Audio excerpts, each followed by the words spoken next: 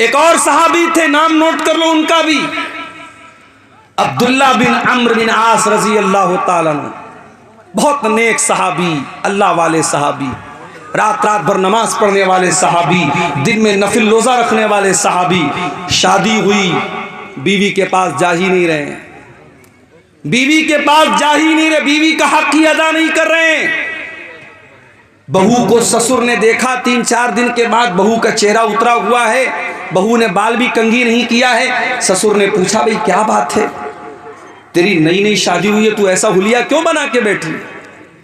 कहा कि अब्बू आपके बेटे को मतलब ही नहीं है मुझसे, रात में नमाज पढ़नी है, दिन में रोज़ा रखना है, उनको तो बस रोज़ा रखना है, नमाज पढ़ना है, उनको बीवी से कहाँ मतलब है। ससुर समझ गए कि मसला क्या है, लेकिन बहुत सारी बातें बाप डायरेक्ट बेटे से नहीं बोल सकता। हज़रत अब्दुल्ला के वालिद जो थे अम्र बिन आस, वो भी बहुत बड़े सहाबी थे। उन्होंने आकर के अल्लाह के नबी से कहा कि अल्लाह के नबी ऐसा ऐसा मामला है, मेरी बहू ने इशारे में बताया है कि मेरा बेटा अपनी बीवी की ज़रूरतें पूरी नहीं करता है। अय अल्लाह के रसूल, आप मेरे बेटे को बुला करके समझाइए। अल्लाह के प्यारे नबी ने हज़रत अब्दुल्ला को बुलवाया। आपने कहा, अब्दुल्ला मुझे पता चला है कि तुम रात रात भर नमाज पढ़ते हो। कहा, अल्लाह के नबी बिल्कुल सही बात है। आए अब्दुल्ला, मुझे मालूम हुआ है तुम कंटिन्यू लगातार नफिल रोज़ा रखते हो। हाँ अल्लाह के नबी, ये भी बिल्कुल सही बात है, मैं रोज़ा भी रखता हूँ, मैं रात रात भर नमाज भी पढ़ता हूँ। आपने कहा, अब्दुल्ला इन्ना लिअयनिका अलैका हक्का व इन्ना लिजसदिका अलैका हक्का व इन्ना लिज़ौजिका अलैका हक्का। आए अब्दुल्ला, तेरी आंखों का भी तेरे ऊपर हक है, तेरे शरीर का भी तेरे ऊपर हक है, तेरी बीवी का भी तेरे ऊपर हक है, तेरे मेहमान का भी तेरे ऊपर हक है, और तेरे रब का भी तेरे ऊपर हक है। आए अब्दुल्ला, सबका हक अदा करो, रात में नमाज भी पढ़ो और आराम भी करो, बीवी का हक भी अदा करो, दिन में कभी रोज़ा रखो कभी मत रखो, कंटिन्यू लगातार नफिल रोज़ा न रखो। आए अब्दुल्ला, ये मेरा तरीका, इसको फॉलो करो। इस्लाम इतना प्यारा दीन है मेरे प्यारे साथी। इस्लाम में आपसे ये नहीं कहा गया कि आप औरत से दूर हो जाएं। अल्लाह कह रहा है, ज़ुय्यिना लिन्नासि हुब्बुश शहवात, लोगों के दिल में औरत की मोहब्बत डाली गई है, औरत की जरूरत पड़ेगी तुम्हें, और इसीलिए इस्लाम ने तुमको निकाह का हुक्म दिया है। और मैं एक बात महसूस करता हूं अपने समाज में, मैं तो बनारस में रहता हूं, आपके यहाँ का माहौल उतना मैं बहुत ज़्यादा नहीं जानता।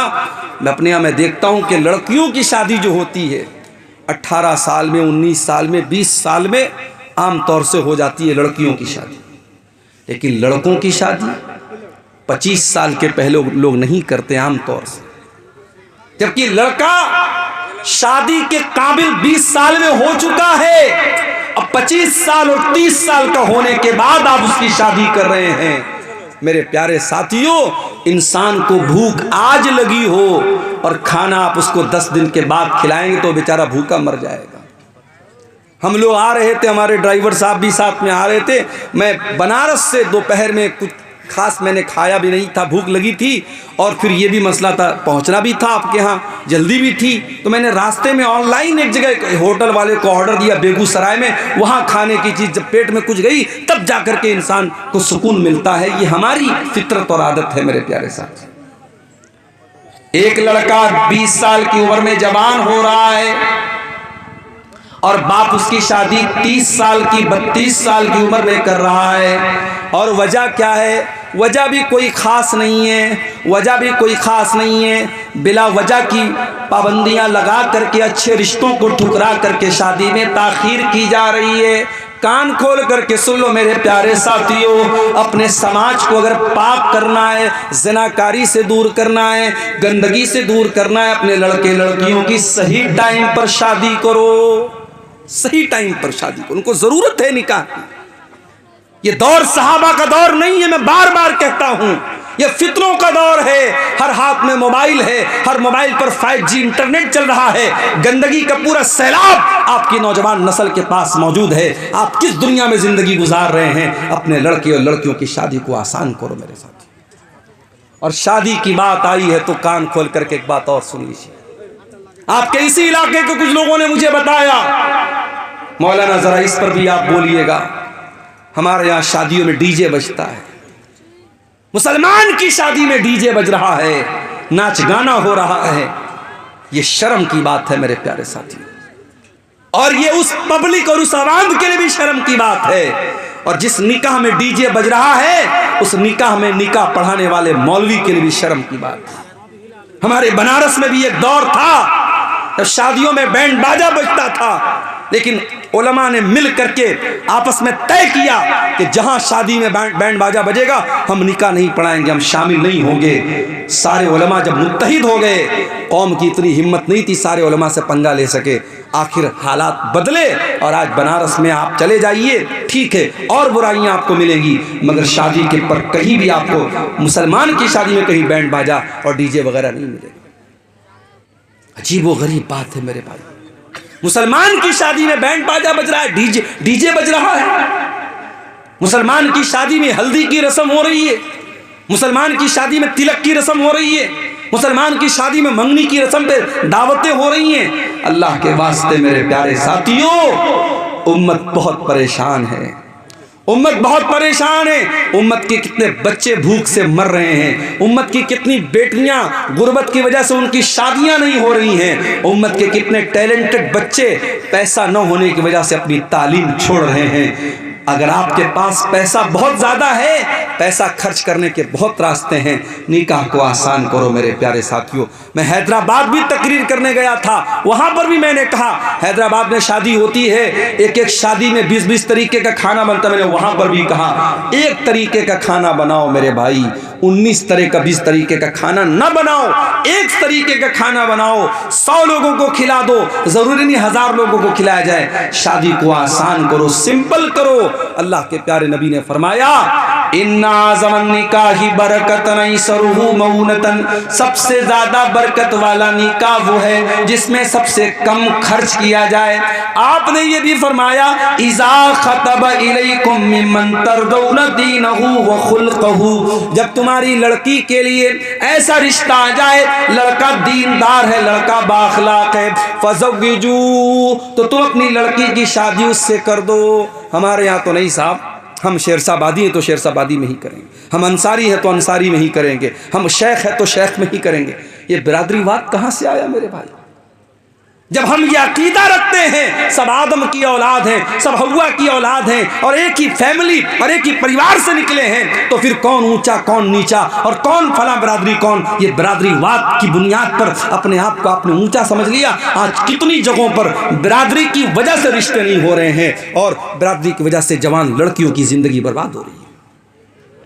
मेरे पास लखनऊ की एक लड़की का मैसेज आया फेसबुक के ऊपर, उसने कहा मौलाना मेरे लिए दुआ कीजिए। मैंने कहा क्या मसला है? उसने कहा मैं कुरैशी बिरादरी से ताल्लुक़ रखती हूँ। कुरैशी बिरादरी आप जानते होंगे, जो गोश्त का काम करते हैं, जिनको हमारे यहाँ कसाई बोलते हैं, वो आमतौर से वो अपना सरनेम कुरैशी लिखते हैं, कुरैशी बिरादरी को। उसने कहा मौलाना मैं कुरैशी बिरादरी से ताल्लुक़ रखती हूँ, मैं अहले हदीस हो चुकी हूँ, मेरा भाई भी अहले हदीस हो चुका है, हम कुरान और हदीस को फॉलो करते हैं, हमारा बाप बिदती है, माँ बिदती है, खानदान बिदती है, कब्रों पर सजदा करने वाले लोग हैं। मैं चाहती हूँ मेरी शादी ऐसे घर में हो जहाँ कुरान और हदीस पर अमल होता हो, शिर्क ना होता हो, बिदत ना होती हो। लेकिन मेरे बाप का कहना है कि मैं कुरैशी ही बिरादरी में करूँगा, और मुझे पूरे लखनऊ के अंदर कोई कुरैशी बिरादरी का ऐसा इंसान नज़र नहीं आता, कोई ऐसा रिश्ता नहीं मिलता जहाँ कुरान और हदीस पे चलने वाले लोग हों। वो लड़की बेचारी अपना दर्द पेश कर रही थी और मेरे पास उसको सिवाय तसल्ली देने के मेरे पास कोई अल्फाज नहीं थे। ये हालात हमारी कौम के हैं। कितनी बिरादरियां हैं जिसमें हमारे अहले हदीस भाई और बहन कम हैं, और उनके लिए रिश्ते की बात आती है तो खानदान और बिरादरी का दबाव होता है कि आपको बिरादरी के अंदर ही करना है। ये बिरादरीवाद कहाँ से आया मेरे प्यारे साथियों? हमें और आपको इसकी जड़ों को भी तोड़ने की जरूरत है।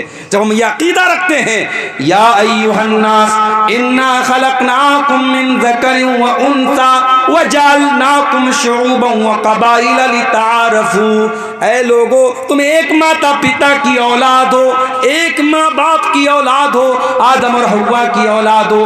वजालनाकुम शुऊबन व कबाइल, तुम्हारी बिरादरियाँ अलग अलग हैं, तुम्हारे कबीले अलग अलग हैं। ये इसलिए नहीं है ताकि तुम एक दूसरे के ऊपर फख्र करो। लितारफू, ये तो जान पहचान के लिए ये सरनेम बनाए गए, ये बिरादरियाँ बनाई गई, ये बस जान पहचान के लिए बनाई गई। इनकी बुनियाद पर कोई किसी के ऊपर फख्र नहीं कर सकता है।